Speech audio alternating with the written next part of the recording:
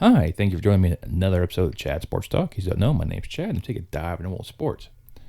In this particular video, we're going over the review of the Week 5 NFL action. Let you know how well I did in my picks.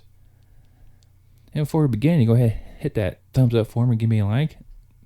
You can also subscribe if you wish. Once you do that, you hit the bell notification so you know next time I post a video. And let's go ahead and dive right into last Thursday action between the LA Rams and the Seattle Seahawks.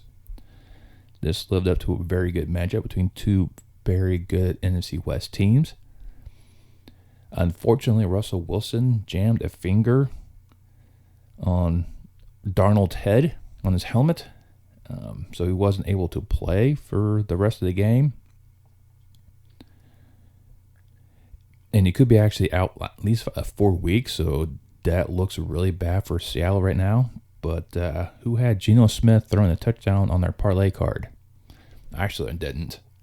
But he did, his first touchdown, I believe, since 2017. So congrats to Geno.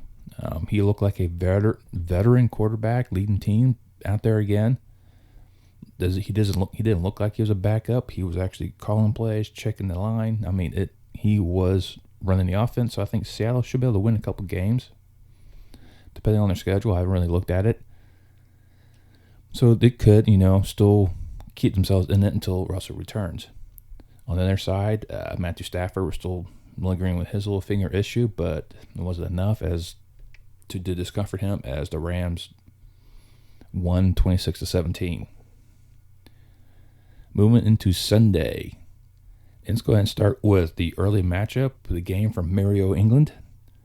Yes, the NFL returned to London with their international series, and they had the Jets and Falcons going there. Two losing franchises. I said this was like 50-50 toss. But I went with the Jets because I figured, they'll continue on. But the Jets, I guess, suffered jet lag, grounded themselves in Heathrow, and the Falcons were able to win 27-20. Matt Ryan actually had, 342 yards in the air with 2 touchdowns. So, and the Falcons were missing some key pieces on receivers, but Pitts, their number 1 draft pick, showed up and had over 100 yards in his first receiving touchdown this season. So let's hopefully Atlanta will continue on with this endeavor, and if they've won 2 in a row. So let's see what happens next. Then we head out to Las Vegas. Oh, Las Vegas. There's some issues with that franchise. They played host to the Chicago Bears, and I told you Justin Fields would throw his first NFL touchdown. He did. The Bears dominated pretty much that first half, having that 14-3 lead, and that second half wasn't as pretty. Justin Fields still spent too much time on the ground. Still made some mistakes, but the Bears overall were able to return. Khalil Mack made his presence known against his former teammates. And I think sacked a Carr at least twice. I think one of them doesn't really count because it was a two-point attempt. And the Bears were able to escape Vegas with a 20-9 victory. This didn't leave this game unscathed. Afterwards, it was brought to the attention that Jon Gruden had a few emails spanning 7 years of some disparaging remarks, homophobic slurs, racial slurs. I mean, it's not something that the NFL wants to promote, especially when they're trying to unite together to end racism, stand together we're the change. All their slogans the players put in the back of their helmets, what's in the back of the fields. And Jon Gruden's down there on the sidelines with his teammates, locking arms in unity, and he's one of the reasons why they're doing it. This is something that the NFL couldn't stand for. Davis recruited Gruden to lead his Raiders, like Gruden led the Raiders when his father was in charge, owned the team, and I'm sure it destroyed Davis to kind of force Gruden out. Gruden resigned, and the Raiders have to move forward from this and try to recoup and get their season back on track. In Cincinnati, we had the Green Bay Packers and the Cincinnati Bengals. I said, this is the one the Bengals probably could win. And it was looking really, really good. I mean, it was a very good matchup. It's the ending, I think, is what's going to drive this one. Because the game went to overtime, but it should have went to overtime. It really shouldn't have. Crosby had 2 attempts to win that game, missed them both to the left, or was it to the right? But then McPherson, he did the exact same thing. He missed his as it hit the right upright. Yeah, Crosby missed left both times. McPherson hit the right upright. Game went overtime. In overtime, McPherson had another shot. And he missed right. He hit the flag up there, and he was celebrating like he hit the game winner, but it was out. So we're marching back down the field, and it was just Crosby had another shot, and it's just the fact that Crosby actually missed 3 field goals. And McPherson missed 2. I mean, it's just uncharacteristic, but Crosby hit the game winner, cleared himself, and dusted him off, and Green Bay escaped Cincinnati with a 25-22 win. Then you had Minnesota taking on Detroit. This was not a very good matchup. Detroit, I don't know what they're not doing, because they always seem to fall behind that first half, and they definitely were 13-6 at halftime. And it just wasn't a... Detroit just won those first half teams. They just get a very, very slow start. It's like an old diesel engine. Takes a long time to warm up, and this is exactly what this is they just took a long time to get going. In the fourth quarter, they actually took the lead 17-16. But a 54-yarder by Greg Joseph won it for Minnesota, and they were able to escape with a victory 19-17. In Pittsburgh, the Steelers were playing host to the Denver Broncos. This is when I thought the Steelers would be able to rebound. Big Ben still took a few shots he shouldn't have, but he was able to deliver and beat Denver 27-19. Miami visit Tampa Bay. I told you, Tampa Bay is way too much for the Dolphins. Now it's true. It was just a slaughter as the Buccaneers beat the Dolphins 45-17. And then we're off to the nation's capital, where Washington hosted New Orleans. I thought Washington would win this one. I was ready to embrace Heineke as a good quarterback to really get behind of, and New Orleans decided to show up this time. I mean, they took that loss to the Giants pretty hard, and so they kind of stepped up. Winston showed up again. He tossed 4 touchdowns. So he's back to that first week performance. And it was still a very close matchup. Halftime was only 20-13 in favor of New Orleans. But it was that fourth quarter that just edged it out, and the Saints left D.C. with a 33-22 victory. Then Philadelphia went down to Carolina. I think Philadelphia's doing some things correctly. And I thought Carolina would be able to win because they handled themselves quite well against the Cowboys, and they figured do a little bit better against the Eagles. Any early goings, yeah.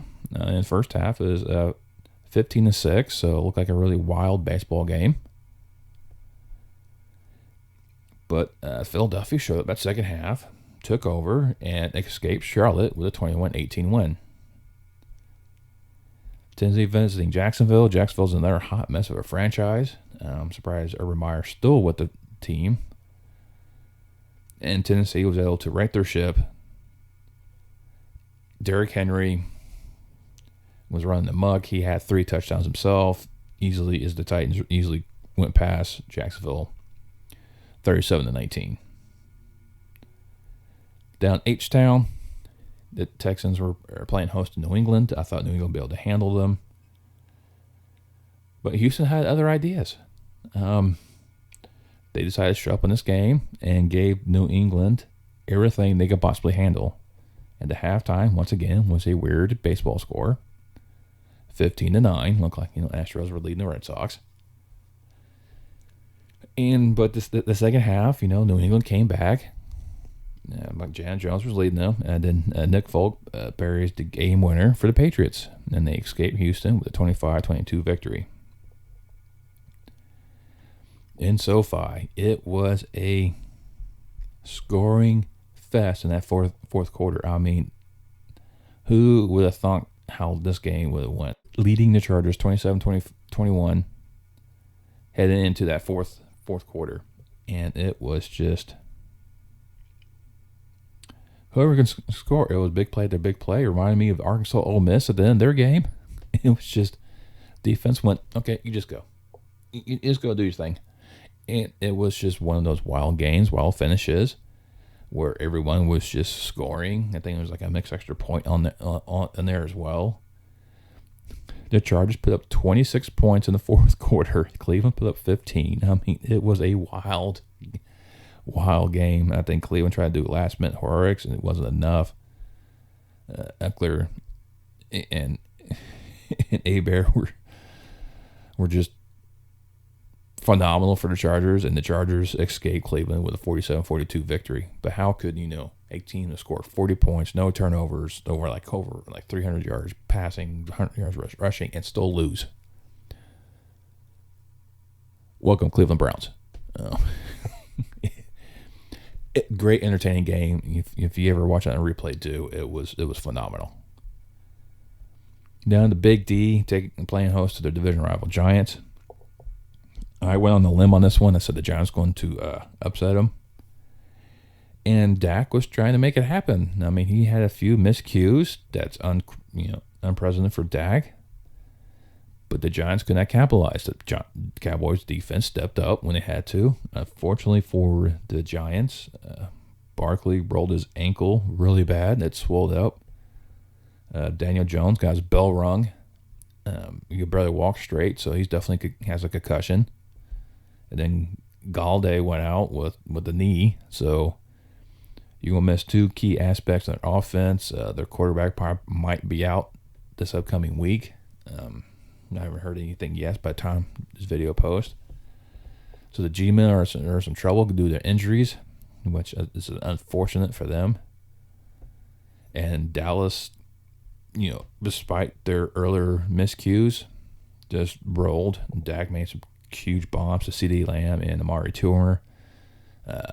Ezekiel Elliott, he was just running over the Giants, and Dallas blew past the Giants 44-20. Then we had Arizona, undefeated Cardinals hosting San Francisco. Trey Lance making his first start. Struggled in that first half. It was only 10-0 in favor of Arizona, but Arizona held on a late surge by the Giants. And it was just, unfortunately, Trey Lance got hurt as well, so you could be out, and he's out next week. So, but the Cardinals remain undefeated, 17-10. Sunday night was another big matchup between Buffalo and Kansas City.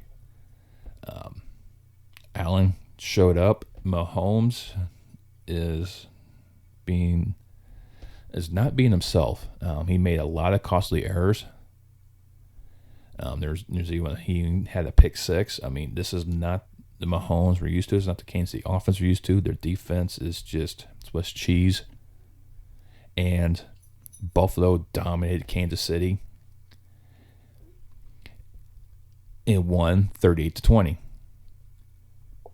Last night action between Indianapolis and Baltimore was one for the ages. The Colts returned back to their original haunts of Baltimore, and they were given the business. Indianapolis up 25-3. They seemed like they had this game in hand. They were dominating Baltimore on both sides of the ball. But Baltimore's grit came through. Lamar Jackson was leading the charge.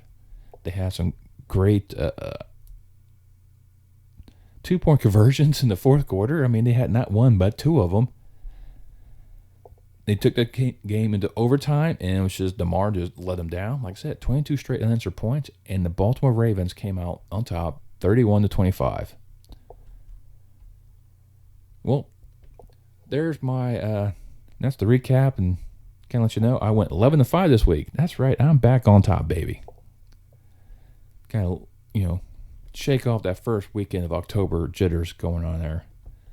And some great matchups. I'm looking forward to next week, so I'll get that video out to you on Thursday before Thursday Night Football kicks off for my picks for week number 6.